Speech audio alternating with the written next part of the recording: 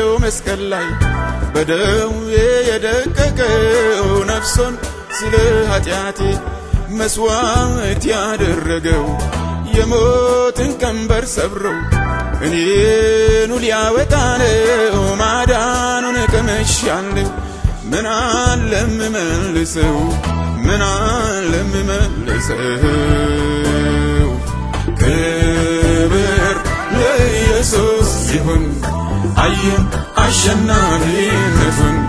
ኃያል እንደርሱ የለም ይንገስ ለዘለዓለም ይንገስ ለዘለዓለም